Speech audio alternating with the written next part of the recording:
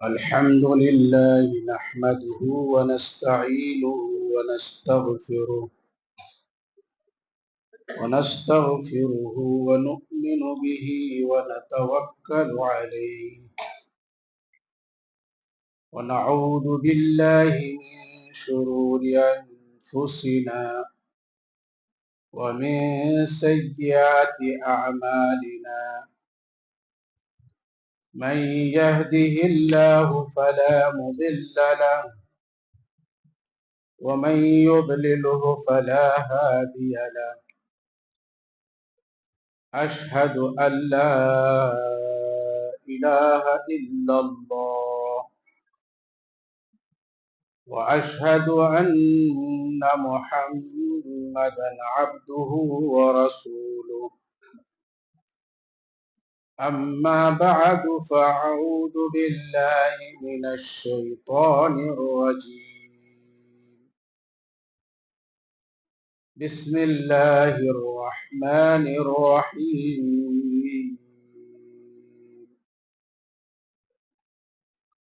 رب اشرح لي صدري ويسر لي أمري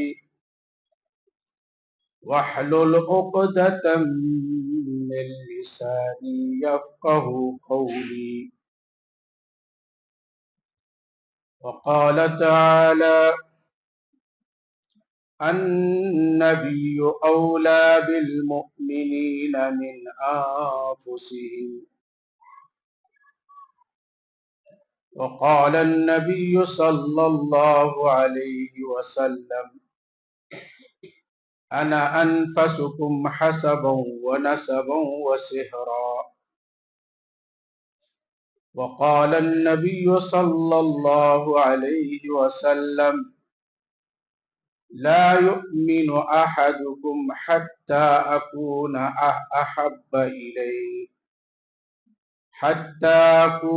أحب إليه من والده وولده والناس أجمعين أو كما قال عليه الصلاة والتسليم۔ محترم بزرگوں، دوستو، دینی اسلامی اور ایمانی بھائیوں اور امت کے نوجوانوں،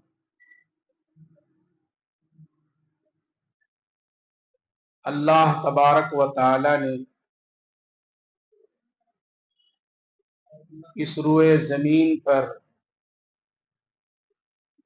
سب سے افضل، اعلیٰ اور سب سے زیادہ مکرم اور محترم طبقہ انبیاء علیہ السلام کا بنایا۔ انبیاء علیہ السلام کی ذات معصوم ہے، کیونکہ پروردگار عالم ہی اصل انبیاء علیہ السلام کے مربی اور معلم ہیں۔ تمام انبیاء علیہ السلام کے پاس اپنے اپنے زمانے میں سب سے زیادہ علم ہوا کرتا تھا۔ نبی سے بڑھ کر کسی کے پاس علم نہیں ہوتا، اور جو بھی جس زمانے میں نبی ہوتا، اللہ تعالی کی طرف سے وہ نبی تربیت یافتہ ہوتا۔ اللہ تعالی ہی اصل ان کے معلم ہوتے، اور اس زمانے کے لوگوں کو جو بھی علم ملتا وہ نبی کے ذریعے سے ملتا۔ تو ہر زمانے میں جو بھی نبی آیا اپنے زمانے کا سب سے بڑا عالم، سب سے بڑا معلم، سب سے بڑا مربی اور انسانیت کا سب سے بڑا غمخوار اور ان پر شفقت کرنے والا ہوتا۔ تو اس روئے زمین پر سارے انبیاء علیہ السلام معصوم آئے، اللہ کی طرف سے تربیت یافتہ بن کر آئے، اور انسانیت کا درد لے کر، غم لے کر، اور انسانیت کی ہدایت کا سامان لے کر کے آئے، ہادی بن کر اور رہبر بن کر آئے۔ لیکن ہمارے اور آپ کے لیے سب سے بڑی سعادت مندی یہ ہے کہ تمام انبیاء علیہ السلام کے سردار، جن کو سید المرسلین، خاتم النبیین، حبیب کبریا کہا جاتا ہے، وہ محمد صلی اللہ علیہ وسلم کی ذات اقدس، اس اعلیٰ اور ارفع، محترم اور مکرم نبی کی امت میں اللہ نے ہم اور آپ کو پیدا فرمایا۔ آپ صلی اللہ علیہ وسلم اگرچہ امی تھے، امی کہتے ہیں جن کو پڑھنا لکھنا نہیں آتا، لیکن علم کا آپ سمندر تھے۔ اللہ تعالیٰ نے سب سے زیادہ علم آپ کو عطا فرمایا تھا، علم الاولین و علم الآخرین۔ تمام انبیاء علیہ السلام کو جو علم دیا تھا وہ سب اللہ نے آپ کو دیا تھا، جو معجزے دیے تھے وہ سب آپ کو دیے تھے، جو صفات دیے تھے وہ سارے صفات آپ میں جمع فرمائے تھے۔ تمام عالم میں آپ صلی اللہ علیہ وسلم کی ذات اقدس سب سے زیادہ مکرم، سب سے زیادہ محترم ذات تھی۔ اللہ تعالیٰ نے قرآن پاک میں ارشاد فرمایا، النبی اولا بالمؤمنین من انفسہم، فرمایا کہ نبی مومنوں سے اور ان کی جان سے بھی بڑھ کر بہتر ہوا کرتا ہے، اولا ہوتا ہے، ایمان والوں کی جان سے بھی بڑھ کر حضرت محمد صلی اللہ علیہ وسلم کی ذات اقدس ہے۔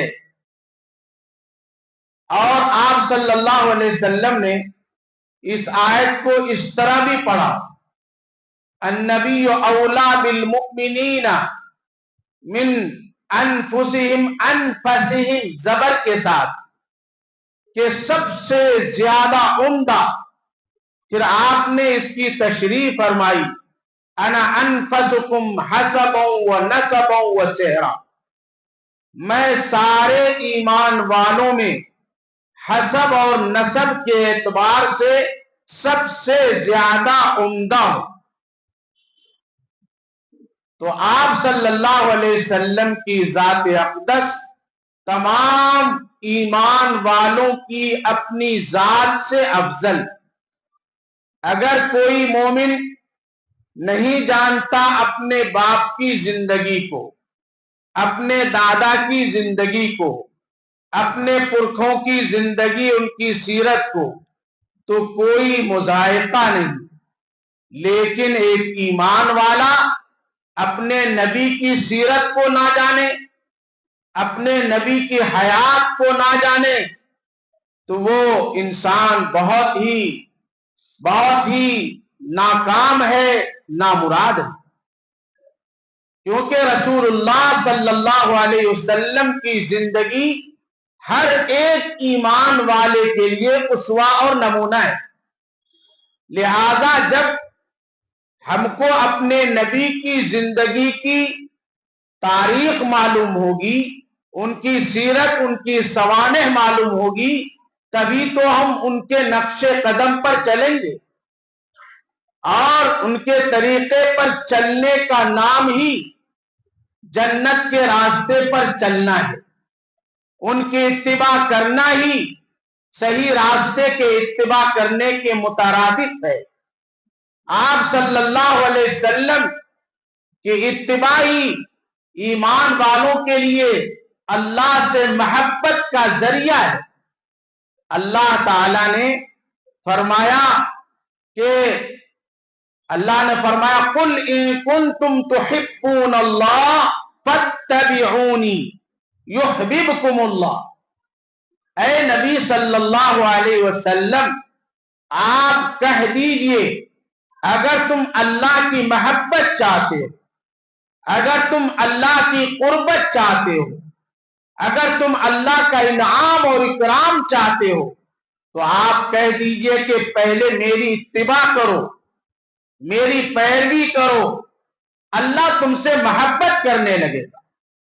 تو رسول اللہ صلی اللہ علیہ وسلم کی ذات اقدس یہ اس روئے زمین پر سب سے زیادہ مقدس، سب سے زیادہ محترم ذات ہے۔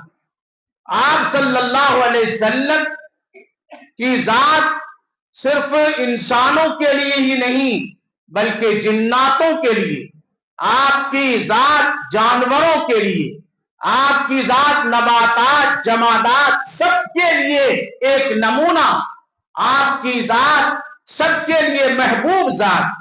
چنانچہ آپ صلی اللہ علیہ وسلم سے صرف انسانوں ہی نے محبت نہیں کی بلکہ جناتوں نے محبت کی، حیوانوں نے محبت کی، چرند پرند نے محبت کی، شجر و حجر نے محبت کی۔ اس کی مثالیں حدیث پاک میں موجود ہیں۔ آپ صلی اللہ علیہ وسلم فرماتے ہیں میں اس پتھر کو پہچانتا ہوں جو مجھے سلام کرتا تھا، میں گزرتا تو آواز السلام علیکہ یا رسول اللہ، تو پتھر آپ کو سلام کرتا، درخت آپ کو پہچانتے۔ ایک بار آپ صلی اللہ علیہ وسلم سفر پر جا رہے تھے تو ایک شخص ملا، کہنے لگا کہ محمد تمہارے نبی ہونے کی کیا دلیل ہے اور کون گواہ ہے؟ آپ صلی اللہ علیہ وسلم نے فرمایا کس کی گواہی چاہتے ہو بتاؤ؟ حیات الصحابہ میں یہ بات لکھی ہوئی ہے حدیث۔ تو اس نے وہ چپے پڑ گیا کیا کہوں، تو دور ایک درخت تھا، کہا یہ درخت ہے نا، اگر وہ آ کر گواہی دے دے کہ آپ اللہ کے رسول ہیں تو میں مسلمان ہو جاؤں۔ آپ صلی اللہ علیہ وسلم نے فرمایا کہ اے درخت آ جا، وہ زمین کو پھاڑتا ہوا آیا اور آپ صلی اللہ علیہ وسلم کو سلام کیا۔ آپ نے فرمایا کہ یہ پوچھ رہا ہے کہ تم گواہی دو کہ میں اللہ کا رسول ہوں۔ اس نے کہا اشہد ان لا الہ الا اللہ وانک رسول اللہ، میں گواہی دیتا ہوں کہ اللہ کے علاوہ کوئی معبود نہیں اور آپ اللہ کے رسول ہیں۔ تو درخت نے گواہی دی، شجر نے، حجر نے، اور جنات وہ آپ پر اسلام میں آئے۔ ایک جنات کو پتا چلا کہ آپ صلی اللہ علیہ وسلم نبی آخر الزمان ہیں اور آپ کا مرتبہ بہت زیادہ ہے، تو اس نے اللہ سے دعا کی یا اللہ اس نبی کو مجھے دکھا دے۔ ایسی دعا کی کہ اللہ تعالیٰ نے اس کی دعا قبول فرمائی اور کہا اگر تم دیکھنا چاہتے ہو تو تم غار ثور میں چلے جاؤ، وہاں رہنا، میرا نبی ایک دن وہاں آئے گا، میں تم کو الہام کر دوں گا اور تم میرے نبی کو دیکھ لینا۔ وہ چلا گیا اسی غار میں، غار ثور میں، اور وہیں پر جینے لگا اور زندگی کرنے لگا۔ اور سوراخ بنا کر رکھے بہت زیادہ، اس نے الگ الگ سوراخ بنا کر رکھا تاکہ نبی آئیں گے تو کوئی سوراخ بند تو دوسرے سوراخ سے نکل کر میں نبی کی زیارت کر لوں گا۔ تو وہاں پر رہتا تھا۔ یہ ایک عشق کی مثال ہے کہ جنات کو آپ سے اتنی محبت تھی کہ آپ کا دیدار چاہتا تھا، تو اللہ نے اس کی دعا قبول کی، وہاں پر کہا ٹھہرے رہنا، میرا نبی جب آئے گا تو بتا دوں گا، تم دیکھ لینا۔ ادھر ابو بکر صدیق رضی اللہ تعالیٰ عنہ حضور پاک صلی اللہ علیہ وسلم کے ساتھ ہجرت فرما رہے ہیں اور آپ جا کر کے غار ثور میں جا کر کے مکے والوں کے شر سے بچنے کے لیے وہاں قیام کا ارادہ کر رہے ہیں۔ حضرت ابو بکر صدیق رضی اللہ تعالیٰ عنہ نے کہا آپ باہر تشریف رکھیں، پہلے اس غار میں جا کر میں صفائی کر لیتا ہوں، پہلے اس کا انتظام کر لیتا ہوں۔ چنانچہ حضرت ابو بکر صدیق رضی اللہ تعالیٰ عنہ اندر گئے اور سب صاف صفائی کیا، اور بہت زیادہ سوراخ تھے۔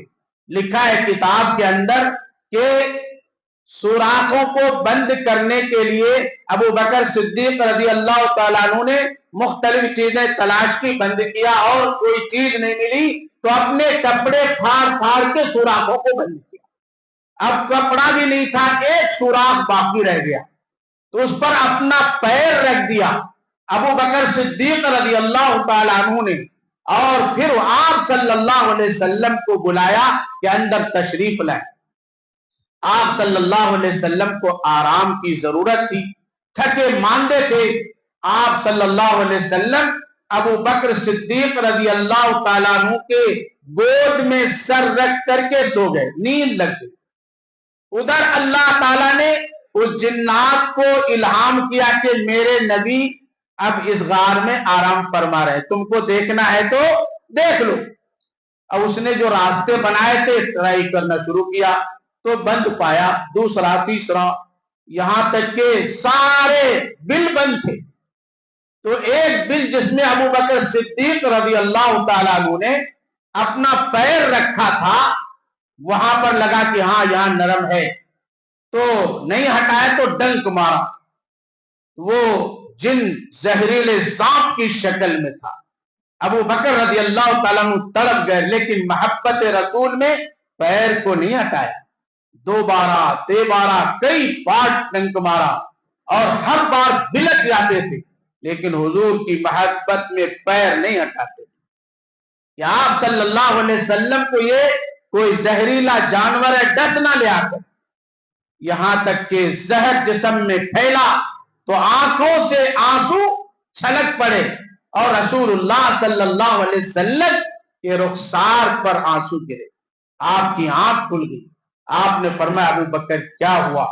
کہا کوئی زہریلا جانور ہے جو مجھے ڈنک مار رہا ہے۔ کہا پیر ہٹا لو۔ پیر ہٹاتے ہی وہ اپنا سر نکالا، رسول اللہ صلی اللہ علیہ وسلم کی اس نے زیارت کر لی، آنکھیں ٹھنڈی کی اور اندر چلا گیا۔ ابو بکر رضی اللہ تعالیٰ عنہ سے حضور نے فرمایا کہ پیر کہاں پر ڈنکا مارا دکھاؤ۔ دکھایا تو اپنا لعاب دہن اس پر مل دیا اور پورا زہر اتر گیا۔ تو یہ تھی ابو بکر صدیق رضی اللہ تعالیٰ عنہ کی محبت رسول اللہ صلی اللہ علیہ وسلم سے، کہ زہریلے سانپ کے زہر کو برداشت کرتے رہے، لیکن پیر کو آخری وقت تک ہٹا رہے ہیں۔ غزوہ حدیبیہ، صلح حدیبیہ کا مشہور واقعہ حدیث کی کتابیں میں موجود ہے۔ آپ صلی اللہ علیہ وسلم جب حدیبیہ میں پہنچے عمرے کی نیت سے تو مکے والوں نے روک دیا۔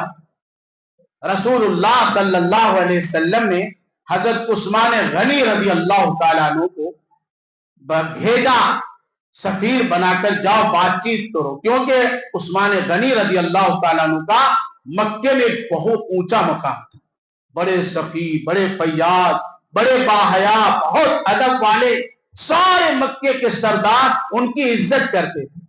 حضرت عثمان رضی اللہ تعالیٰ عنہ گئے، داماد رسول ہیں، لیکن یہ غلط خبر آ گئی کہ نعوذ باللہ کفار مکہ نے، مشرکین مکہ نے حضرت عثمان رضی اللہ تعالیٰ عنہ کو شہید کر دیا۔ آپ صلی اللہ علیہ وسلم کو غصہ آیا، آپ نے درخت کے نیچے صحابہ کرام سے بیعت لی، جان پر بیعت لی کہ عثمان رضی اللہ تعالیٰ عنہ کے خون کا بدلہ ہمیں لینا ہے۔ تو جان پر کون بیعت کرتا ہے؟ سارے صحابہ نے اپنی بیعت کی کہ ہم اپنی جان قربان کریں۔ اللہ تعالیٰ کو یہ بیعت اتنی پسند آئی، اتنی پسند آئی، قرآن میں اللہ تعالیٰ نے ان کے تذکرہ اور ذکر نازل فرمایا آیت بنا کر۔ اس کے بعد پتا چلا یہ خبر غلط ہے، تو وہاں سے کئی لوگ کفار مکہ آئے، اس میں ولید بن مغیرہ آیا جو بہت بوڑھا شخص تھا، تجربہ کار تھا، مکے والوں سے کہا کہ تم لوگ میرے سامنے بیٹوں کی طرح نہ ہو؟ کہا بے شک۔ کہا بڑے بڑے بادشاہوں کے پاس میں سفیر بن کر گیا ہوں؟ کہا بے شک آپ گئے۔ کہا مجھے بھیجو، میں جائزہ لے کر آتا ہوں۔ محمد ان کے ساتھیوں کا صلی اللہ علیہ وسلم آئے تو جائزہ لینے لگے تو دیکھا کہ حضور پاک صلی اللہ علیہ وسلم تھوکتے ہیں تو صحابہ اپنے ہتھیلی میں لے کر چہروں پر مل لیتے، بلغم تھوکتے ہیں، حدیث میں ہے جو بلغم تھوک نہیں بلغم اس کو بھی اپنے چہرے پر مل لیتے۔ آپ وضو فرماتے ہی تو وضو کا پانی زمین پر گرنے نہیں دیتے، اس کو لے کر اپنے جسم پر چہروں پر مل لیتے ہیں۔ تو بڑا تعجب ہوا۔ حضرت ابو بکر صدیق رضی اللہ تعالیٰ عنہ ساتھ میں بیٹھے تھے تو حضور صلی اللہ علیہ وسلم سے ولید نے کہا یہ تمہارے ارد گرد جو لوگ ہیں یہ تم سے بس ایسی رسمی محبت کرتے ہیں، یہ تمہارا ساتھ چھوڑ دیں گے۔ تو ابو بکر جیسے شریف النفس شریف الطبع جو زبان سے کبھی بھی غلط بات نہیں نکالتے تھے، خطرناک گالی دیا ہے، حدیث میں موجود ہے۔ حضرت مولانا ابو الحسن علی میاں ندوی رحمت اللہ علیہ نے مختارات میں جو کہ سفر ہجرت کے عنوان پر اس میں اس حدیث کو نقل کیا ہے کہ انہوں نے کہا امسس بزر اللات والعزى اندعو رسولنا حبیبنا محمد صلی اللہ علیہ وسلم۔ اس گالی کا ترجمہ میں نہیں کر سکتا، اتنی گندی گالی حضرت ابو بکر رضی اللہ تعالیٰ عنہ کو۔ تو ولید نے کہا کون ہے؟ کہا یہ ابو بکر ہے۔ اچھا میں پہچان رہا ہوں، اگر ان کا میرے پر احسان نہ ہوتا تو میں اس گالی کا جواب دیتا۔ پتا چلا اس زمانے کا کافر اور مشرک بھی اپنے محسن کے احسان کو یاد رکھتے تھے۔ کہا یہ میرے محسن ہے، میں اس گالی کا جواب نہیں دوں گا۔ لیکن جب واپس آیا مشرکین مکہ کے درمیان کہنے لگا میں نے بڑے بڑے بادشاہوں کے دربار کا سفر کیا ہے، خدا کی قسم، لات و عزا کی قسم، میں نے نہیں دیکھا کہ کوئی قوم اپنے سالار سے سردار سے ایسی محبت کرتے ہوں جتنے محمد کے چاہنے والے اتباع کرنے والے محبت کرتے محمد صلی اللہ علیہ وسلم سے۔ اسی لیے رسول اللہ صلی اللہ علیہ وسلم نے فرمایا لا یؤمن احدکم حتی اکون احب الیہ من والدہ وولدہ والناس اجمعین۔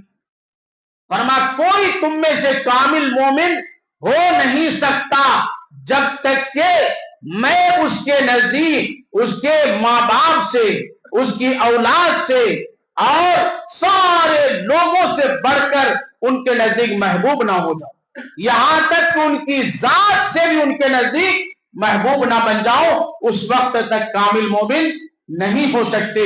عزیز دوستو، رسول اللہ صلی اللہ علیہ وسلم کی ذات سے محبت ایمان والوں کی ایمان کا ایک اہم حصہ ہے۔ آج ہمارے نبی صلی اللہ علیہ وسلم کے ناموس پر، آپ کی عزت پر ڈاکہ ڈالا جا رہا ہے۔ آج ہم ایمان والے کے دل میں تکلیف تو محسوس کرتے ہیں لیکن قربانی دینے کے لیے ہم تیار نہیں ہیں۔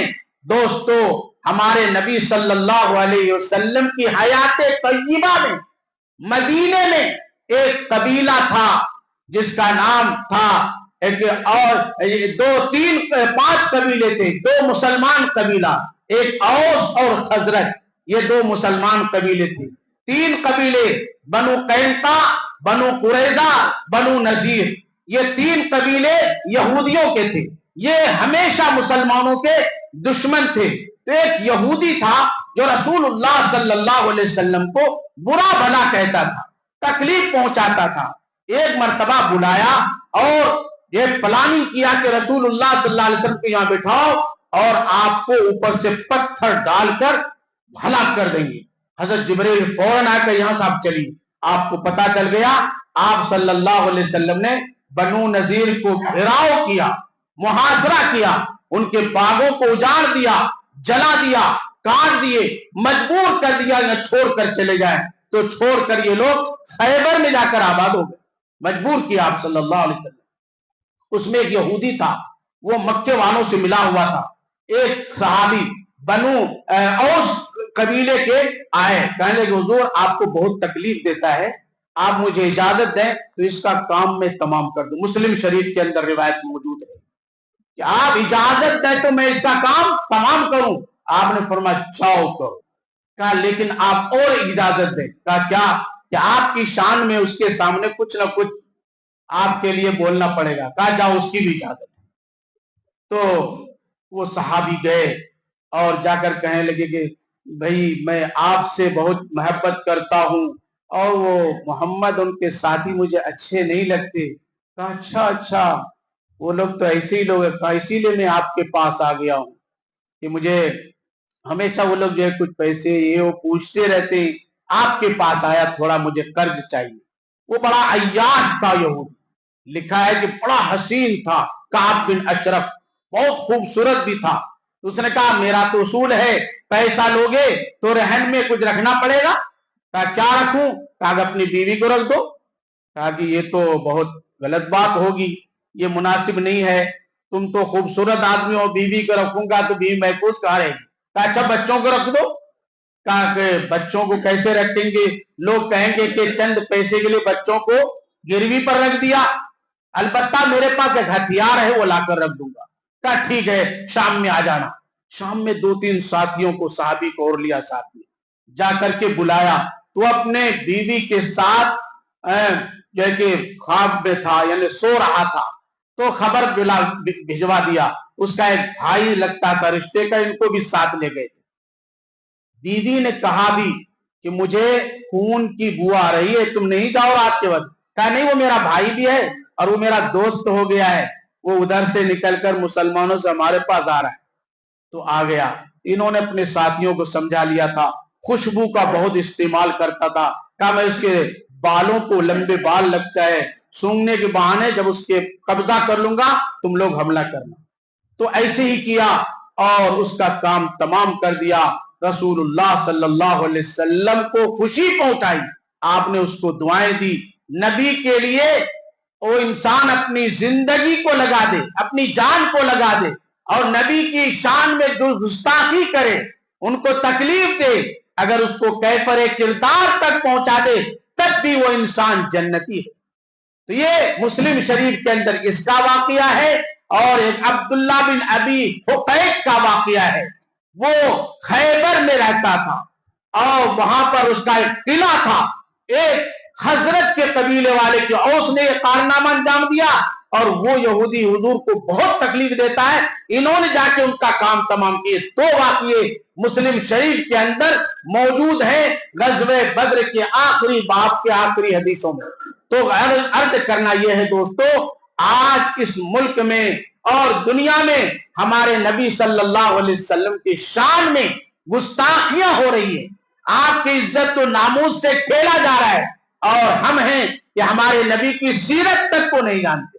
آپ کی محبت بس ظاہری طور پر ہے, اصل محبت ہمارے نبی کی یہ ہے کہ آپ صلی اللہ علیہ وسلم کی زندگی کو پڑھا جائے, سمجھا جائے اور اس پر عمل کیا جائے, آپ کی پیروی کی جائے اور آپ صلی اللہ علیہ وسلم کے لائے ہوئے دین پر مضبوطی سے عمل کیا جائے. اللہ ساری دنیا کو مسلمانوں کے قبضے میں کر دیں گے. صحابہ کرام نے کوئی بڑا کام نہیں کیا بلکہ یہی کیا, حضور پاک صلی اللہ علیہ وسلم سے ایسی محبت کرتے, آپ صلی اللہ علیہ وسلم کی ایسی اتباع کرتے کہ دنیا نے ویسی مثال نہیں دیکھی ہوگی.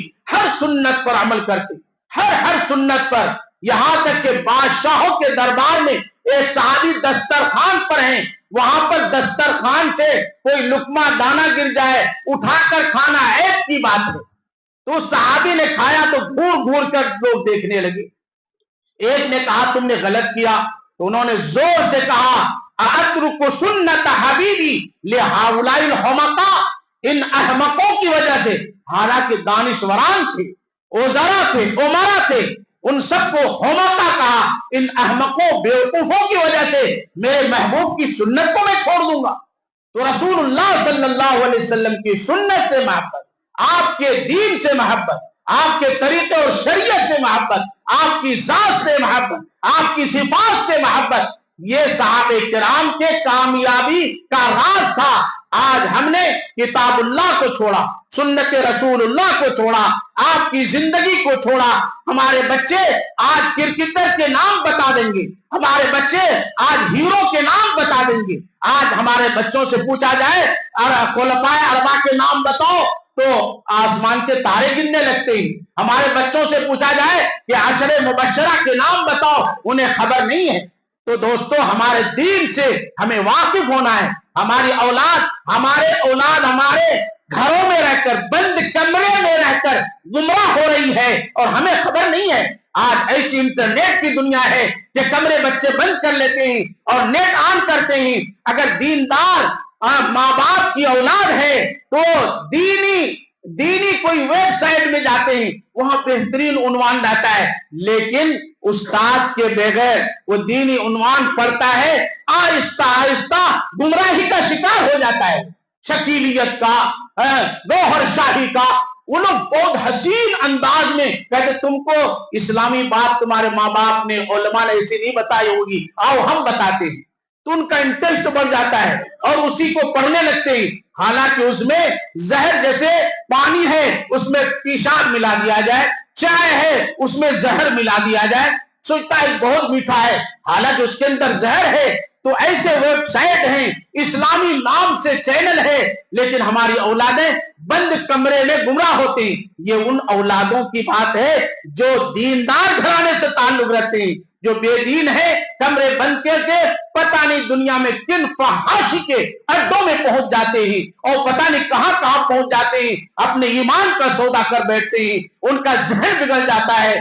اس لیے دوستو، ہمارے ذمہ ہے اپنی اولاد کی حفاظت، ان کے ایمان کی حفاظت، ان کے اعمال و کردار کی حفاظت ہمارے ذمہ ہے۔ اگر ہم نے ان کی حفاظت نہیں کی، کل قیامت کے دن یہ اولادیں جہنم میں جب ڈالی جائیں گی، یہ اولادیں ہمارا گریبان پکڑیں گی اور کہیں گی کہ اللہ پروردگار عالم، انہوں نے ہم کو کالج پڑھایا لاکھوں روپے دے کر کے، لیکن انہوں نے ہم کو دین نہیں پڑھایا، ہزاروں روپے ڈال دی، ہم کو دین کا راستہ نہیں بتایا، اپنے نبی کا طریقہ نہیں سمجھایا، دین نہیں سمجھایا، ہماری اس میں کیا غلطی ہے؟ اپنے نسلوں کی حفاظت کرنا، اپنے ایمان کی حفاظت کرنا، اعمال کی حفاظت کرنا، دوستو ان ساری تعلیمات کا جو مرکز ہے، جیسے بجلی کا پاور ہاؤس ہوتا ہے، سارے گھروں میں، فیکٹریوں میں، بازاروں میں، دکانوں میں لائٹ سپلائی ہوتی ہے، روشنی ہوتی ہے، ایسے ہی کہاں سے؟ پاور ہاؤس سے۔ پاور ہاؤس پر حملہ ہو جائے اور اسی کو برباد کرنے کی کوشش کی جائے اور اس کو بدنام کیا جائے تو سارے شہروں میں اندھیرا چھا جائے گا۔ ایسے ہی دین کا پاور ہاؤس وہ مدارس اسلامیہ ہے۔ اس چیز کا پتہ یہودیوں نے ہمارے ملک میں بھی پہنچا دیا ہے اور سفر کرتے دوستی ہو گئی ہے کہ دین جو ہندوستان میں باقی ہے یہ مدارس سے باقی ہے، اور اس کی شکلیں جو نظر آتی مساجد میں نظر آتی ہے، لہذا مساجد اور مدارس کو ٹارگٹ بنا دو، ان کو برباد کرو، دین خود بخود ختم ہو جائے گا، کیونکہ یہی اس کے پاور ہاؤس ہے، یہی سے بجلی سپلائی ہوتی ہے، ایمان کی حرارت، ایمان کی روشنی، ایمان والوں کو، مسلمانوں کو یہی سے ملتی ہے۔ ان مدارس کو یہاں تک کہ ام المدارس دارالعلوم دیوبند پر ان کی غلط نگاہ پڑ گئی اور اس کو غلط کہنے لگے ہیں۔ اب ہم مسلمانوں کو خاموش بیٹھنا بہت ناجائز ہے، بلکہ آپ ہی کے ذریعے سے مدارس قائم ہیں، ہم اس مسلمانوں کے ذریعے سے ان مدارس کو مضبوط کرنا، ایک تو دستاویزات کے لحاظ سے ان کے کاغذات پکے کرنا ہے اور وہاں کی تعلیم کو مضبوط کرنا ہے، وہاں کے نظام کو مضبوط کرنا ہے، وہاں کے تنخواہوں کا نظام، طلبہ کا نظام، سارے نظام کو مضبوط کر کے ان کو پختہ کرنا ہر لحاظ سے، تاکہ یہ مدارس ہمارے باقی رہیں گے، مضبوط رہیں گے تو ہمارا دین قائم رہے گا۔ اور آج بھی ہندوستان میں جس قدر دین قائم ہے انہیں پتا ہے کہ ان مدارس کی وجہ سے قائم ہے، لہذا ان مدارس کو بدنام کرنے کی کوششیں کر رہے کہ یہ دہشت کا اڈا ہے، فلاں ہے، بند کرو، ناجائز ہے اور کاغذات ٹھیک نہیں ہے، ان لوگوں سے مختلف سازشیں اس لیے دوستو بزرگوں اس طرف توجہ کرنے کی ضرورت ہے۔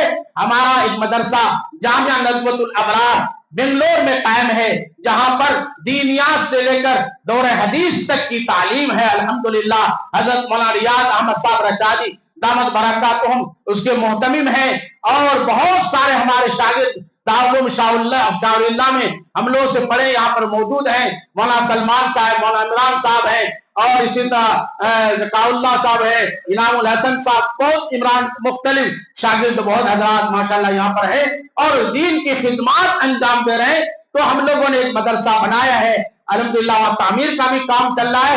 سال میں ایک مرتبہ آپ کی خدمت ہم لوگ حاضر ہوتے ہیں تاکہ اس مدارس کے نظام کو اور مضبوط کیا جائے۔ اس لیے گزارش ہے کہ جاتے وقت ہمارے اس مدرسے کا زیادہ سے زیادہ تعاون فرمائیں۔ 61 لاکھ روپے سالانہ خرچ ہے، 60 پر 1 لاکھ روپے سالانہ خرچ ہے جو آپ حضرات کے تعاون سے مکمل ہوتا ہے۔ گزارش ہے کہ تمام مدارس کی طرف مسلمانوں کو توجہ کرنی چاہیے، اس کو مضبوط کرنا ہے۔ اللہ سے دعا ہے کہ اللہ تعالی ہمیں اور آپ کو اس پر عمل کی توفیق عطا فرمائے، اور ناموس رسالت کی حفاظت کے لیے ہمیں اقدام کرنے کی توفیق عطا فرمائے۔ وآخر دعوانا ان الحمد للہ رب العالمین۔